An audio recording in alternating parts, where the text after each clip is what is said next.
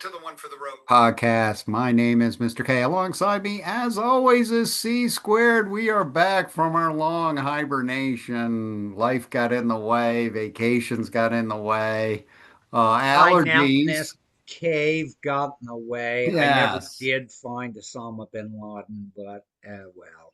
I think allergies attacked us both shortly before Easter. So we are back better than ever. Tonight's topic. Donald's annual spring cleaning of the markets, part two. Last year it's Good. tariff. This year let's have a war. Geesh, Donald, what next? Well, And good God, making the options market almost unplayable by any rational person. yes, And yes, if you threw caution to the wind, you killed it. yes. So we'll talk about people who killed it in other markets later on, which is interesting. We'll discuss the immediate effect the tariffs last year and the war this year have had on the U.S. stock market and what that means for you and I. We'll start off with last year. I've called this Liberation Day Fiasco 2025. President of the United States Donald Trump announced a comprehensive package of import duties on April 2nd of last year. See the pattern? Referring to the day as Liberation Day, otherwise known as reciprocal tariffs. We discussed this in our landmark episode 10, The Tariff Sheriff. Check it out on YouTube and Spotify. It was awesome. Uh, Seems like Donald loves April Fool's Day. yes, And he I'm going to does. have to You will see a remember it. definite Note pattern, to folks. self, prankster Yes, loves April Fool's Day. yes. These beautiful reciprocal tariffs last year were going to take effect on April 9th. And I brought up a note where, he's going to punish Cambodia, Madagascar, Vietnam, and the Falkland Islands with 40 plus percent tariffs, claiming, and they've been charging those rates to the U.S. for years. So we're getting back. They're Isn't the Falkland Islands owned by the bloody Brits? So Yes, the bottom yes, line is that hey, you couldn't get a good deal with bloody King Charles, and yeah. Yeah, Great Britain was spared less than 28%. I had like the top, and a lot of them were weird countries. Uh, Stocks immediately dove on April 2nd when this was announced. And then later on April 8th, the markets dived to the lowest levels of the year. The S&P hit a massive low of 49.60. And of course, April 9th was when the tariffs were supposed to hit. So April 8th, market just sank to the lowest levels ever. April 9th, Trump suspends the tariff increases, the market explodes. you gotta love it. So, uh, April 10th through the 22nd, the market dips and dives, really sideways, going nowhere. The SPY gained $3 during this 12-day span. Then things started to pick up a bit. April 23rd to April 30th of last year, markets pick up steam. The SPY gained $27 a share over just a 7-day period. So, just to let the folks know, I tried to cope with, I don't know if C squared had a strategy last year. I had a strategy with mixed results. I bought, I shorted the triple Q on April 1. I sold it on April 4th, $61 a share profit for shorting the triple Yeah, Q. it beats a loss there, Mr. K. Yes, yes.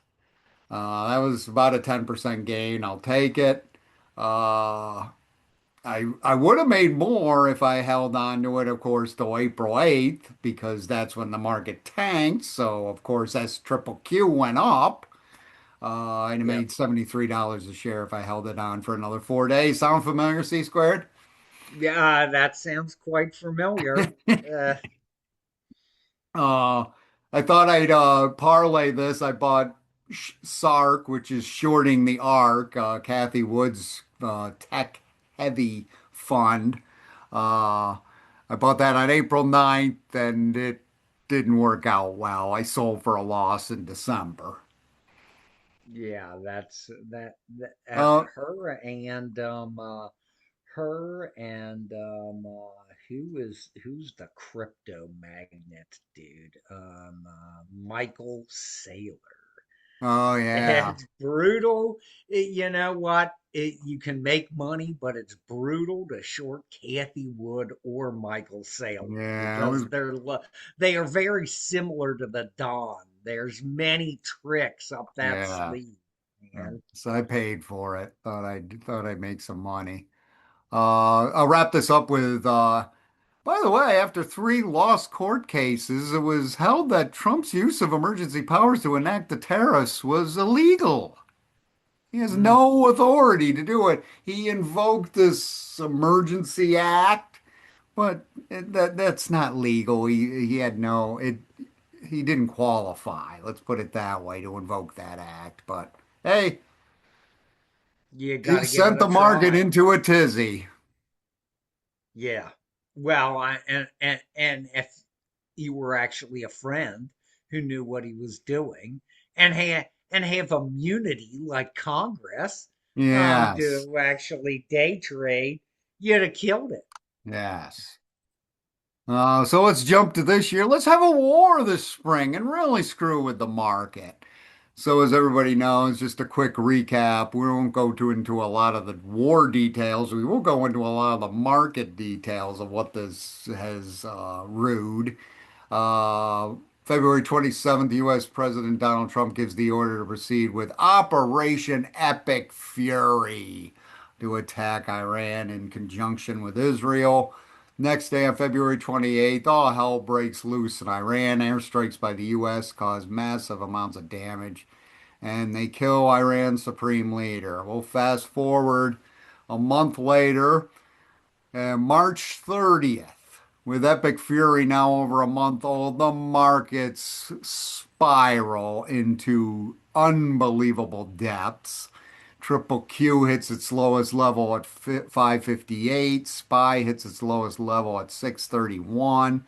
The Russell 1000 hit its lowest level at 410. Gas climbs to 3.99 a gallon, the highest level so far in the year. We're talking March 30th. And that's So, epic. Are you tired of winning yet? yes, yes, really. I must be. So, on the heels of my last year's strategy of shorting, I came up with a different one, which was dollar cost averaging. And like I said, this was only a couple days ago, and I've still held these positions. On April 2nd, I bought a ton of Microsoft and Bitcoin. The dollar cost my losing positions, which are pretty bad, folks. On April 6th, about more Microsoft and Bitcoin. Well, I took an open position in Caterpillar. Uh, and April 7th, I bought more Procter and Gamble, the dollar cost average. Yeah, we may try a different strategy. It is wait till Don says something outrageous and then bet big on the opposite direction that the market Short. went. And I'm wondering if that strategy actually All can right. One would argue that Donald says something ridiculous every day, so. well, And if you had bet, and believe me, if you had bet on S triple Q or SARK, you would not be in a pleasant position. yeah, well, Well, fast forward to some recent events. This Wednesday, the market screamed up due to an announced ceasefire with Iran. there you go. So let's play this game. If you had bought Triple Q on March 30th and sold it on April 8th, that was a $48 a share profit. If you had bought the SPY on March 30th, Sold it on April 8th, $34 a share profit. You bought the Russell 1000, $32 a share profit in just And if you nine would have, days. and if you would have bought a 670 call on the SPY last Thursday at 91 cents, which was its low, and sold it this Thursday for 1180, which was its high, Mm. your profit would have been about 1,000%. Yes, Thanks, yes, Don. yeah. Way better than if you had played the major markets. But yeah, thanks, Don. Thanks, Don. Appreciate that. So what did we learn here? Here's what I learned. Buy on March 30th every year, sell on April 9th. 2 years in a row on April 9th, the market's exploded. That Don, what a kidder. Yeah, And what a again, pattern. I'm seeing a pattern. yeah, that's exactly right. I didn't even need AI to point that out. And back to your other point, I mean, we might as well have to bake this in every year. And like you said, with Don in charge, this seems to be a regular occurrence. There you go. That's right. April Fool's Day. He loves it. Right. You know, Ah, eh, buy. Buy on April Fool's Day, sell on April 9th. that's right. And Options, anything. So question, you think Trump is rigging the market for friends and family with these moves?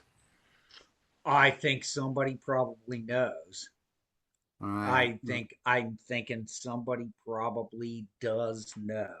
Now, whether it's his friends and family is another story.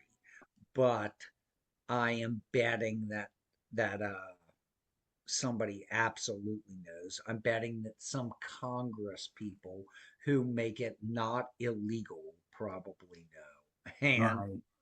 Right. So, you know one Congressperson that probably does not know? Nancy Pelosi. yeah, I was gonna say Nancy Pelosi. Whatever you do, don't tell Pelosi. Yeah, right.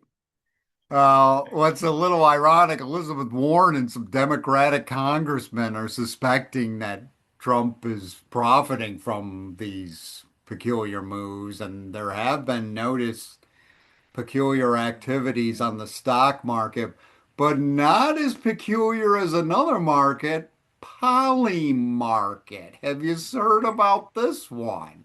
I On have not. Wednesday, major news media outlet reported that a minimum of 50 newly created Polymarket accounts made significant wagers on a U.S.-Iran ceasefire shortly before Trump publicly announced the ceasefire late Tuesday via social media.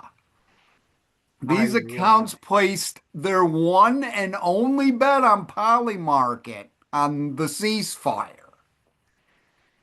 Yeah. Isn't that ironic? Right. And So they I believe Polymarket didn't pay out because of this. That's one. And two, it's highly suspected that these are people working within the White House who did this, like right. some Yeah. low-level clerks and stuff who probably could use the money. Yeah. Either that or maybe the former head of the Justice Department or whatever. Yeah. I told you not to Yes. place A that bet, you parting dingbat. shot on the way out. That's right. I told you not to place that bet. And Mhm. quit sniffing peroxide. Right, right, right, right. The brown nose. Yeah, that's right. Yeah. Uh, did you want to promote your gig next week? Sure. If you happen to be in the Midwest, what is it? David's in Yes. Cincinnati, Ohio, is hosting a very interesting band in the Yeah. jam band space. Yes. Yes. So if you want to catch me in C squared, show up at David's next Saturday. There you are, and we ain't monkeying around. Right. Okay, maybe we are. Should be a good time. All right, we'll wrap this up. You can get us on YouTube at One for the Road Podcast. You can reach us via email, one for the road podcast at gmail.com. Like and subscribe to us on YouTube. We are on lots. I opened the floodgates. Our podcast is going everywhere. C squared. We're on Apple now.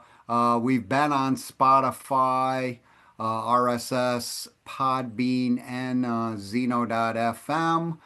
We do have a website. It's one for the road. .net. It needs some massive updating. I will get to it in my infinite spare time. For C squared, I'm Mr. K. Have a good week. Thanks, folks.